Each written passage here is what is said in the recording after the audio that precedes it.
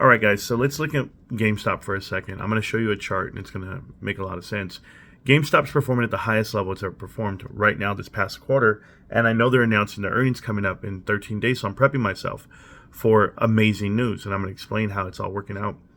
GameStop is now performing at around 27% margin, meaning the revenue minus the cost of goods sold, that's going to give you gross profit, and that's going to take up around 27% of total revenue, right?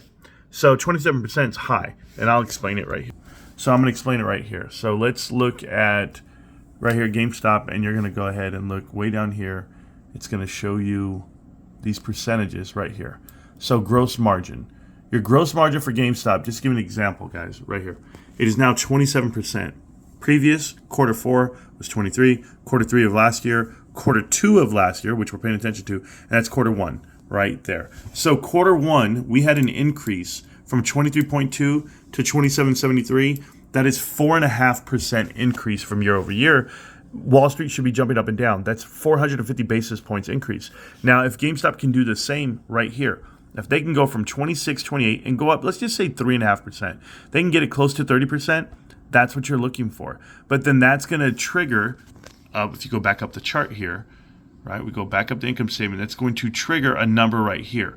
So depending on how much top line revenue comes in, it's going to give you a certain amount here for gross profit. We'll subtract the SG&A, but we know SG&A is no longer 322. We know SG&A is closer to the 290s, if not less. So depending on what the top line revenue number is, let's say it's 880, just to be like quarter 1, but let's say it is 880 or 850 or a little bit lower, but it doesn't matter. It's 30%. This number is going to come down to around 280 SG&A, okay, from here to here. So you're going to have around a 15 to 20% or $20 million swing, and that's what they had last year, where they were down $16 million. But because of interest, they came in and they reported a 2.1, what was it, for the quarter? I'll tell you the exact amount. 2.8, no, net, right there, 2.8. So they actually lost $2.8 million for the quarter, which was absolutely nothing. Think about it. They sold $1 billion, over $1 billion worth of stuff, and they were short $2 million. That's just the cost of doing business, considering you're prepping and ramping up for quarter 3 and, of course, quarter 4, where 40% of all profit is made, and that's going to be Christmas, Black Friday, Cyber Monday, whatever it may be. But GameStop's doing things different these days because they have more cash than anyone can fathom. They actually have $4 billion cash. So if they're investing their money for marketable securities and short-term securities, they're going to be making well past the 15 or $16 million they're short. Operationally, they're going to make it all up in investment side because they are a holding company. They have more money than most, and GameStop's looking healthy with an increased operation margin. Their margins are high as ever.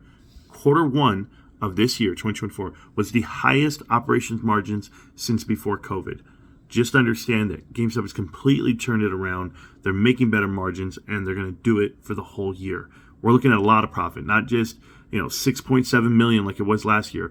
We're looking at 50 to 200 in that range. And I'm telling you, 200 million, 50 million, it all depends on how much interest they're going to develop over those $4 billion that they now have in the bank. GameStop, it's what I buy. It's what you should too, but I can't tell you what to do because you guys all want to be knuckleheads. GameStop, can't stop, won't stop, GameStop. I'll see you in a couple of days, millionaires. Peace.